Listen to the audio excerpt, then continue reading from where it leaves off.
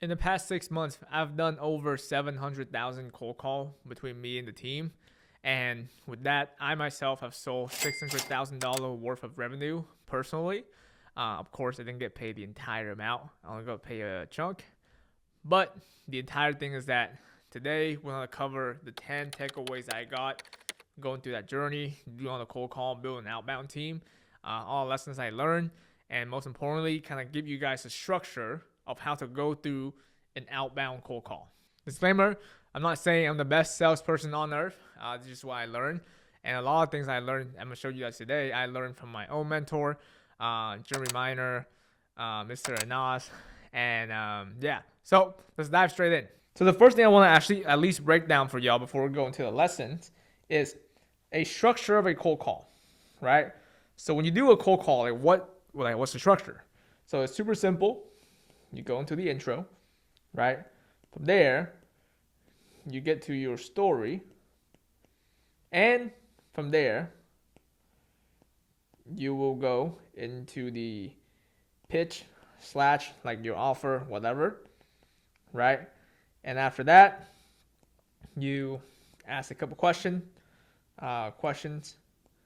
and you go for the CTA. So your CTA could be, so the next step here we schedule a call, whatever it is that you guys want them to do, right? So, or like watch this video, I'm gonna send you over, like whatever it is.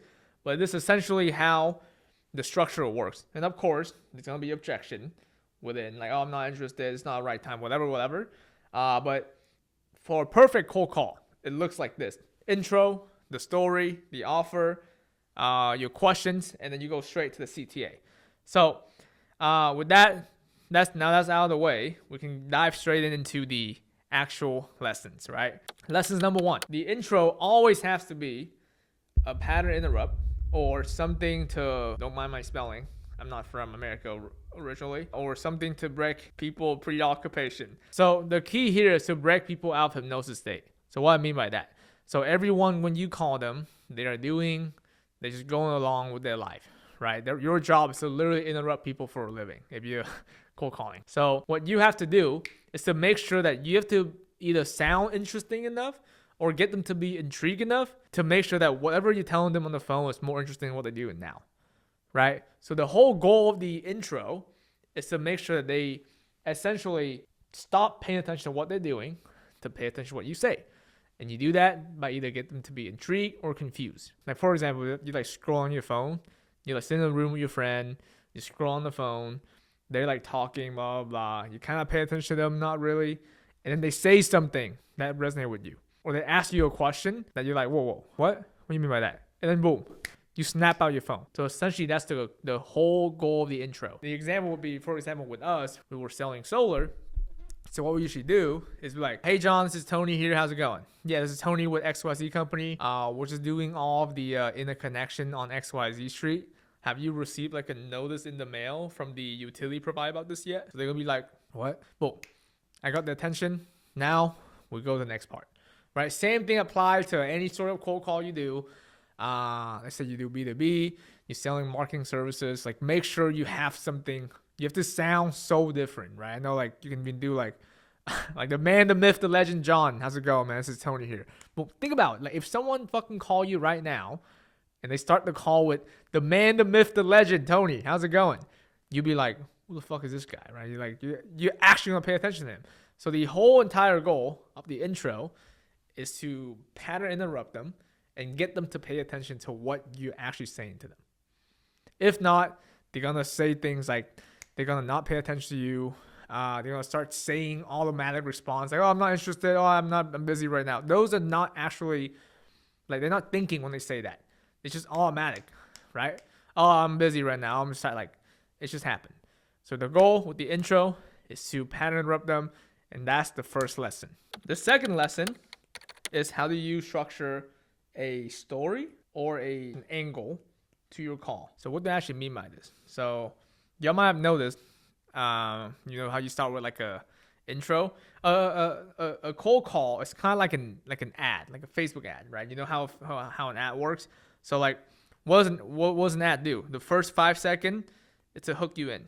From there, they kind of have like a quick story of what this is, what they do, and then they go for the pitch, and they go for a CTA, like click the link down below, whatever, right?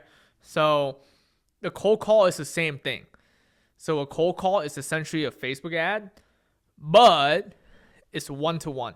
So the entire thing with the story is that after you get their attention, you don't want to just go start pitching instantly, right? You want to kind of give like a quote unquote justifier, like a story to even like get the attention even more. For example, with us, our story changes as time goes, right? So whenever Trump just won the election, guess what the fuck we're saying on the cold call? Our story's gonna be about the election. Yeah, because the election just happened, blah, blah, blah, this happened, so this is why we're doing this. Think about it, right? Because it literally just happened. So in their mind, like, oh, this has to be relevant to me, right? So the entire key thing that you have to understand is like your stories is gonna always be changing from time to time, depending on the market you're selling in, depending on the time of the year, right? If I'm selling, I don't know, something over the summer versus Christmas season, I'm gonna have a different story. And the whole key point is that your story, the goal is to be able to make it so that it relates to them, it pulls them in even more, and it sets you up for the pitch. And so the example will be for us, because we sell solar in Florida, for example. So what we would say is that because there's a bunch of hurricanes that came by recently, there's a lot of damage that happened to the power grid. So right now we're helping people get off the grid. So obviously that's a summarized version, it's a little bit better when I do it on the call. But because I say that, guess what? If you're in Florida and you just experienced the hurricane, you're like, oh, this might be relevant to me. And then boom, I go to the pitch. Lesson number 3. This lesson is going to be on the actual pitch itself. With the pitch, new is better than better. So what do I mean by that? When you pitch someone something, right, on a cold call, on anything really, you want to make sure that it sounds new. It doesn't have to be fucking new, right? And then we all sell the same shit. Most people don't sell something so new that it will change the game forever. Everyone kind of sells the same thing. Everyone kind of do the same thing. But people who sell a lot better than other people, they make the thing sounds new. Like think about it this way, right? How many different like diets that you guys know that were promoted to help people lose weight, right? It was like fucking intermittent fasting, and there was like ketogenic diet, and then it's like carnivore. It's just eat less than you burn calories and you fucking lose weight. Because people don't want to like admit the truth. They don't want to know about all the things like the simple stuff. They want something new, right? Something they haven't tried before. So that's why new is better than better. So when you set up your pitch and whatever product you sell, you always want to make sure you have to know what your prospect know. For example, if you're selling marketing, you're selling Facebook ads, right? And then your prospect been burned by a Facebook ads company before, probably, right? You'd be like, and I get it. You can put in your pitch how this is different than what they tried in the past. So the entire thing is that you want to frame your product to make it sound new. You do that by, you have to do the deep dive research on the people you sell to and understand what they have tried in the past, right? What they tried in the past, why it didn't fucking work. And when you pitch them, you frame it so that it looks better, right? It looks better, it sounds better. So in their mind, it is fucking better. Even though it might be the exact same thing, right? Because then, for example, I used to sell marketing services too, and I was selling Facebook ads. But I would ask them, like, I just know people who tried Facebook ads in the past didn't work because of lead quality. So when I pitch it, I'd be like, yeah, with us, instead of us giving y'all all these bad leads, blah, blah, blah, we will make sure these are like boom, boom, boom, boom. I'll explain why our stuff is newer, blah, blah, to make sure that it sounds different. That's all it is. So again, when you cold call, it's super important to make sure, or even when you do any sort of marketing, right? Cold DM, cold email, ads, you want your solution to be new, not just better. No one wants to buy, I don't know, a better way to make money. They want to buy a new way to make money, right? It's like, that's always how it is. So yeah. And also, when you pitch, make sure that your pitch make it visual, right? You want to create images in your prospect mind so that because then images create emotion, right? So the goal when you go do your pitch, you explain your stuff to them, make it looks visual. That's what's important, right? Like for solar, we literally be like, yeah, like once we get those like black sleek panels on the roof, right? The sun's gonna hit them. it's gonna start generating electricity. Like it just sounds so visual. So people are like, oh, this is cool. You know, you can do that with anything. Just make it visual because visual image create emotions. Number 4, push versus pull sales. What I mean by that, when you cold call, you have to push more. Right? When I say push, you're selling more, you're talking more, you're telling them about the things that you do more. Because I think there's a misconception where, and you know, like nowadays everyone thinks that all you have to do is ask a bunch of questions on a call and they will buy your fucking product, right? It's like that's not how it works, right? Especially with cold call, because they have zero fucking interest, right? Imagine I go invite you to go out somewhere, and I'm like, hey man, let's go, just try this restaurant, and then you're like, nah, I'm not that hungry right now, I don't want to go eat, right? I'm gonna be there and sit there and ask you a fucking question, be like, oh, what happened? Why not? Like, I would just start selling. I'd be like, come on, man, it's really good. Like, I would start telling you, and then eventually you will be interested enough. The whole goal is that you want to be able to sell more, tell them more about your solution. And once they become interested, that's when you can start asking questions. And it's just a way more natural cadence to talk to people. Like, you know, like most people who go on a date, like when you go on a date with a chick or someone, like you don't just sit there and just ask her a bunch of questions, right? I said, what do you do for work? How long you work there for? Oh, you like what you do? Okay, like, cool. It's a normal conversation. It's when you ask a question, then you tell them a little bit about stuff. It's y'all like conversing. You know, it's not like you can't just ask a bunch of questions, especially when there's no interest, right? You have to be able to create interest. And again, go back to the ad example. A cold call is an ad. On your ad, you're not asking people questions. You're just telling them what you do in the offer. And when they become interested, they click on the ad, and that's when you can start qualifying them over the phone, right? But a cold call, you have to get enough interest for them to be like, okay, I want this, right? So when they actually want what you have, now you can actually qualify them. So yeah, that is push selling versus pull selling. It took me a long time to learn this because I came from a very, very heavy pull selling background, because I was selling like info product, was like growth operating someone, and they have a personal brand, so people who get on a call are easy to talk to. They already trust us, they already want what we have, so we can ask them a bunch of fucking questions. But now I'm cold calling, they don't know who we are, they don't trust us, they want to get off the phone with us. Like, we have to tell them more, sell them more until they're interested, and then I can essentially, it's like a dance, you know, it's like push and pull. You can't just ask a bunch of questions. That's essentially the key point here. Lesson number 5, one step at a time. So what do I mean by one step at a time? So the key point when it comes to cold calling is that you only want to essentially move the person from this stage of the sales process to the next step, right? You just want to sell the next step. And most people just sell them to schedule an appointment with you, right? You call them, they don't know who you are. You just want them to hop on like a Zoom call or schedule an appointment. That's all you actually want them to do. So just make sure you sell that thing. So what I mean by that is, like, when I first started out, this is like, especially when you're good at selling, you end up getting this loop of selling the product too much on the initial contact instead of selling just the next step. For example, when we first started out, because then we were selling solar. So what happens is that when people give objection, I was trying to handle the objection. If they're like, oh no, blah, blah, blah, I don't want the panel to ruin my roof, blah, blah. Yes, you do handle the objection, but you want to just move to the next step. You don't want to sit there and try to handle it without them actually knowing what the fuck you sell, right? Or them actually seeing the numbers and seeing what it's going to look like, right? So the whole thing is that you just want them to get to the next step. So you're selling a marketing service. You just want them to get on a Zoom call with you. Just get them on a Zoom call, right?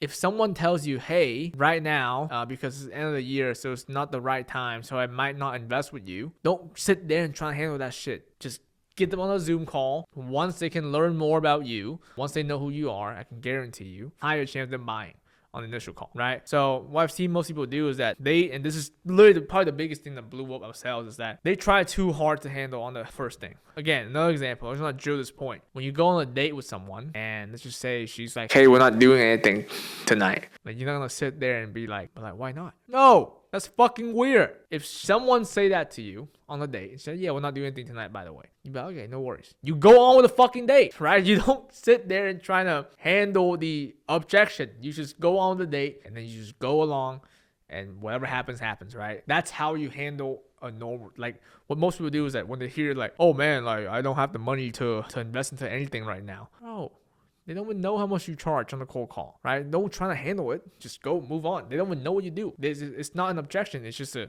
them saying shit. So what you have to do is to get them on to the next step. Just sell a next step, whatever that next step is for you. That next step could be schedule an appointment. That next step could be like, for example, with solar, right? Like people are like, oh, it's not the right time right now. It's a Christmas season or whatever the fuck they say, right? And I wouldn't just sit there and try to handle it. I'm like, yeah, no worries, man. At least we just want to be able to run the simulation, run the assessment, give you guys all numbers and the figures, and whenever you guys are ready to do it, you can do it, right? You see how low pressure that is? They're like, yeah, of course, let's do it. They're more likely to hop on the call with me, and guess what? When they're on a sales call with me, that's when I would do most of my selling, and there's a very high chance they will buy. So that's essentially my point. Only sell the next step, not the end goal. If your end goal is get them to buy, don't do it on a cold call. Most product takes like a couple steps to buy, so at least just sell the next step. What that next step is? Lesson number 6. I'm gonna throw the iPad away. I'm just gonna talk. Match plus 1. So what is match plus 1? Match plus 1 meaning your tonality, the way you talk has to match them to go like one level above what they do. So for example, what I mean by that, people like people who are like them, and this is what I learned from a lot of these things I learned from my mentor Nas. Right, I'm gonna put his IG here. You can go check him out. Match plus 1 essentially means people like you, and what I mean by that is like, think about your friends, right? You and your friends, y'all probably kind of talk the same way. You know what I'm saying? Like for example, if I see another Asian dude, there's already rapport. Like if I see a Vietnamese dude, I'm like, man, like this, he's also Vietnamese, you know? It's like, it's already, there's just something there already. So if you're like someone, you like, when I say like, I'm not saying like, as in like love. It's like y'all like look alike or like you'll talk alike. That in itself creates a rapport, right? So match plus 1 essentially, like let's just say you're talking to I don't know, like a hillbilly, a country hillbilly. You want to sound, you try your best to talk the way they talk. If someone talks super fast, try to match their cadence. If someone talks slower, you have to talk slower. Right? If someone are more, less sophisticated with the way they talk, they curse more, I would curse. If someone doesn't curse, if someone who's just like super sophisticated, I don't curse. You have to match their communication pattern, because in their mind, even though they won't say it, but in their mind, they're like, there's something about this guy that I like. Have you ever had that before? Like when you meet someone and just for some reason, you're just like, there's something about this guy I really like. I just don't know why. That's essentially how you build rapport, is to be able to, people like people who are like you. That is rapport, right? So again, if you talk to someone who are super blunt, like just match the energy, match their tonality, match the way they talk as best as you can. Obviously, if I talk to a hillbilly, I can't really like fucking sound southern, It's not how it is. But I would try my best to match the energy that they give me. So, cool. That's lesson number 6. Lesson number 7. Be adaptive. So this is probably the most important thing with outbound, right? Because I know a lot of people watch this video. You'll probably come from an inbound, high ticket selling space or whatever. But inbound sales is way different than outbound. Inbound sales, they already want what you have for the most part, right? They click on something. They're like, hey, they raise their hand. They be like, hey, I want what you have. With that, it's an easier process to follow. With outbound, you're going to talk to all sorts of fucking people, all sorts of different level of interest. You have to be adaptive, right? Especially in the market where things are always changing. Like I mentioned to y'all, our story always change. Depends on what the fuck's going on currently, right? Because I just make it more relevant to them, right? It's exactly like marketing.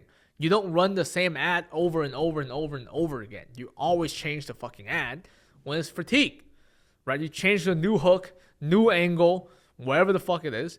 But that's essentially how cold calling works too. You have to be adaptive, where you can't just rely on your script all the time, because here's the thing. Sometimes I don't do the story. Sometimes I get to my pitch a little bit faster. Sometimes I can tell they really want to hang up on me. I do something else. It's like, you have to be able to adapt on the call and be able to like change it. Like it's kind of like the fucking Matrix. You know what I'm saying? Like you just know what's going on, and you only get there by doing more calls and build your sales intuition, right? Because most people, here's the thing, what happened, right? Most people, they just learn a script, They literally forget how to converse with human beings, right? Because they're so bogged down to their fucking process that anything outside of the process, like, you like at that point you fuck, right? It's like there's nothing you can do. The only thing you have to care about is like learn how to like communicate with people, learn actual sales fundamental. So from there, you can actually be adaptive, be more flexible within the call, and know how to handle all situations, right? That's probably the biggest thing I have to learn, because again, I came from an inbound space where they already want what I have, and with that, there's more room to make mistake on, right? Because they already want what you have, and they are willing to let you talk more. They're willing for me to follow the process. Here, they don't want what I have. I have to be a little bit more flexible. Lesson number 8. You will rarely regret what you say, but you always regret what you didn't say in a sales conversation. If you're watching this video, if you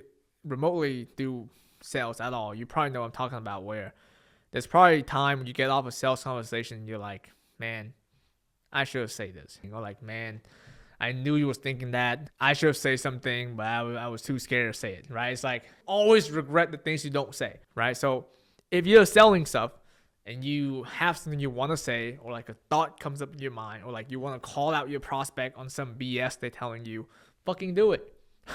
Just do it. But here's the thing. If you do it and the sales is messed up, at least now you know. You know you try, right? And guess what? You go, you review it, you learn a better way to say the thing. If you do it and it end up being the right thing to say, boom, you get the sale. But the worst part is where you don't do it, you get off the call, now you're like, fuck, bro. Maybe you like, regret's always more painful than the pain of doing the thing itself. Like always, right? It goes with everything.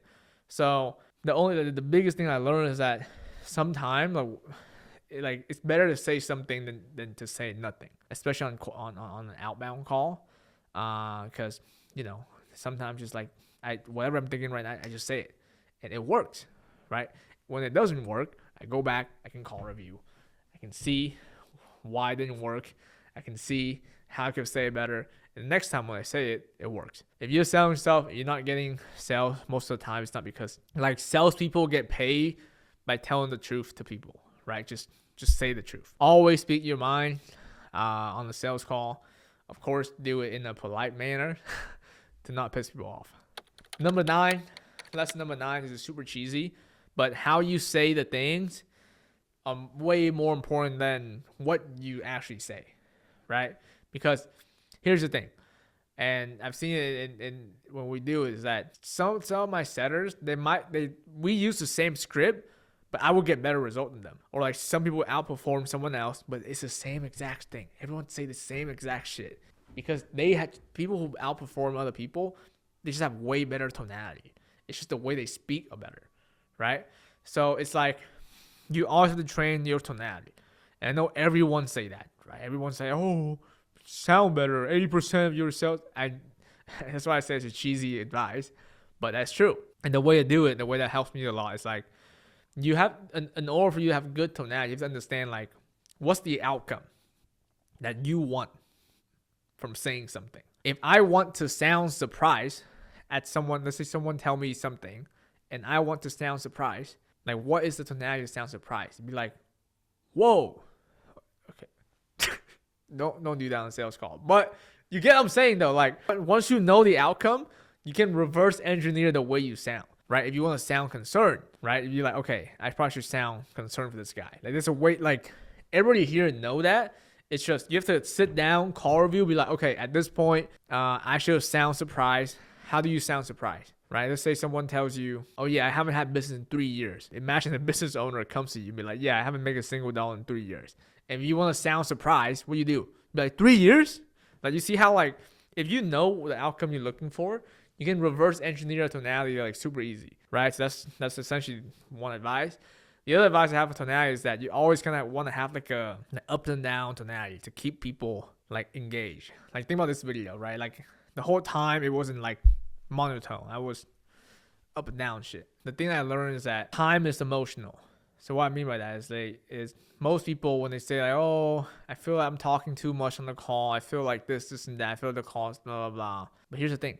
People only lose focus or lose attention when you're fucking boring. Like someone could sit down for 3 hours and watch a movie, and they can't actually talk to another person for 30 seconds, right?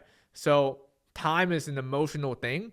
So if you can actually make your tonality, like you can sound interesting and have like different inflection and shit, and from there keep people engaged, they will listen to you for a very long time. That's why when people say I don't have the time for this, blah blah. You're just not interesting enough to get them to have the time for it. That's essentially it. Tonality matters. And here for the last advice, is probably the most important advice I can give you. This will probably be the thing that will make it or break it for anyone who does any sorts of outbound sales or any salespeople as a whole. The most important lesson you need to learn: attitude and activity is the most important thing in sales. Your attitude is literally everything. If you start calling, like if you start the day selling and you feel fucking defeated, you're fucked. You're already fucked. Like there's no savings, right? Like if you start cold calling, start anything. Like imagine you go into a fight, you about to fight someone, and in your mind you're like, damn, I'd probably get my ass whooped right here. You already lost the fight. You already lost the fight in your fucking mind. You can't win. Your attitude is everything. Your mind's everything. You have to come to the day and be like, I'm ready to go. I'm gonna go sell these people, but like you just have to see it. It's like Conor McGregor said, like, you have to see it. If you can see it and you believe it, it will actually come true. Like that's kind of like how sales work too, because I've seen so many times salespeople, they get discouraged. Like people will get on sales call and be like, this guy, he probably won't close because this, like they just have all these judgment of a prospect. And because of it, they don't actually close. They manifest their own objection into the sale, right? So if you get if you start cold calling, and you're like, man, they probably all gonna hang up on me today. They're gonna they will. Like you essentially manifest that. You can't. Your attitude is everything, and you always have to keep a strong mind, strong attitude going to the day when you start selling stuff. That's super important, right? And with that, the key to do it. Number one thing is to keep your energy high. So what I mean by that is like sleep well, eat well, train. 3 things, right? Especially outbound sales, because during outbound it is already so hard because you get rejected like 100 times a day, like so many rejection, right? So if you don't feel good, and after like 20 rejection, you're like, oh, I'm done. You're like the game is done. So the whole key point is like keep your energy high, and after that, so there's 3 things you can do. Keep your energy high. After that, you have to be able to reframe your mind. Just focus on the positive, not the negative, right? Even in the book Atomic Habits, they say that if you want to actually start a habit and start doing more of something, focus on the habits of it, right? Most people, what they do is that, let's just say you want to get up early, right? And they're always like, oh, getting up early fucking sucks. They go around tell people how bad it is to wake up early. I think everyone here do that, right? They like to talk about their fucking struggle. Bro, it was so hard to wake up early today. I was so tired. Why? You sound defeated. Don't do that shit. If you want to actually build a long-lasting habit, you just want to focus on the habit, right? I mean, on the good part of the habit. You have to essentially be like, because I wake up early today, I get to do this, and that, and I'm already done with this. Like, you see how, like, it's just a positive thing. Same with cold calling. Instead of be like, bro, I got people told me no like 100 times today. It was so bad. I wasted so much. Like, people who say that are doomed to fail. What you have to say, like, when I cold call, I make money. When I pick up the phone, I make money. You have to reframe your mind to look at the positive only. It sounds so like woo-woo mindset, but it's true. It's actually true. And that's how you build long-lasting habits, right? Because, again, and by the way, the reason why people talk about the struggle, because it's self-righteous, right? You feel good when you tell people about your struggle, and they kind of like validate it. You're like, yeah, man. Like, imagine everyone does it. Everyone, even I do it. You guys probably do it too. There's probably a moment in your life where you literally just tell people about your struggle, just waiting for them to validate the struggle because it feels good. But that's not how you actually build a habit, right? You want to just focus on good things, right? And lastly, another key for attitude is to journal, because when you journal, you can essentially catch yourself to see that when you're feeling down, right? So journaling is kind of like a way to, everyone on like selling, they track the numbers, but journaling is kind of like, it's kind of like tracking for your mindset. So obviously no one feel good all the time. Right? That's not how it works. But the people who win, they can cash themselves faster. So when they start going down, this is how progression works, right? You go up, and you go down a little bit. Then you go up, you go down. You go up, like it's like a constant this. It's not like straight up. But the issue with most people is that they go down way too fucking far. Some people go down more than they actually go up. So successful people, what they do is that they can cash themselves faster than most people, right? So when you start feeling down, and the only way to actually like know it, use a journal. So you can actually see, you can reflect during the day, like, oh, today I didn't feel this well. It makes sense. So now you know tomorrow, boom, you cash yourself, right? So again, energy high, reframe your mind, and journal. That's the three most important things. And the second thing, activity. Activity is like how hard you have to work, right? If like I thought I was working hard before because I would say decently successful for my age, right? I was making good money. And I was like, man, I work hard. And I go build an outbound team, and I was like, fuck. My standard of working hard is so much lower than what it is now. And the thing is, I don't think I'm not working that hard now, right? There's probably another level I haven't seen yet. But it's like you have to work way more than you actually think, right? Everyone thinks they work hard, but trust me, it's another level of working hard you haven't seen yet, right? You're still posting lifestyle content on Instagram, YouTube. You're probably not working that hard. But that's what my point is. Like you have to be able to just work way more, right? And what I found works for me in order to work more is to build in breaks during the day. I know it sounds kind of counterintuitive, right? So have more intentional breaks. So what happened before is that I wouldn't have like, I'd be, oh, I'm going to work super hard today. And I wouldn't be like, I'm not going to break, whatever. But that's the key. That is the trap that most people fall into. And they never actually be able to work hard because you don't have built-in breaks. You just take breaks whenever you feel like it. And that's the trap. Because now you're basing your break on fucking emotion. You don't want to base anything on emotion really. So what works is that now I know after like for every 2 hours I get 15-minute break or like 10-minute break or whatever, right? So what for 2 hours of me working super hard, I get a small break, go into 2 hours, small break, and then like from there, guess what? In that 2 hours, it's way easier for me to be focused because I know at the end of 2 hours, I get a 15-minute break, right? So instead of me just taking break randomly, I know like, okay, like let me just go hard for 2 hours, then I get a break. Just go hard here, and get a break. Go hard here, get a break. So having breaks that you built into your schedule will essentially help you work more because here's the thing, and maybe I might not explain this fully well, but the way it works is that, and here's the thing, and I might not explain this like fully correct, but suffering is only not fun or like bad when you don't know when it's gonna end, right? So what most people like, the reason why business entrepreneurship is so hard because you don't know when the shitty season is gonna finish, right? Like when you start a business, you go and at it for 2 months, you haven't make money. 3 months, you haven't make money.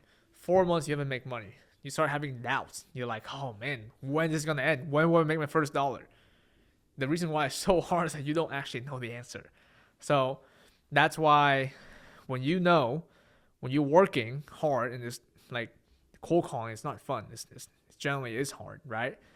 And you're going through it and you're like, man, when is it gonna end? Right? That's why it's hard to like keep on going. But you're like, okay, I only have 1 hour left. Let's go hard for another hour. I get a small break. Boom. Right? It makes the suffering a little bit easier. Same thing with running. So I got into running recently too. It's like when you run, if you tell me to run forever until you tell me to stop, that's super hard because I don't know when you're gonna tell me to stop. right? But when I run, let's say even on like a half marathon, I could be at 10 miles and I have 3 miles left and I feel like terrible. I'm like, man, this is so hard. I can convince myself like, oh, it's only 3 miles left. Let's finish it.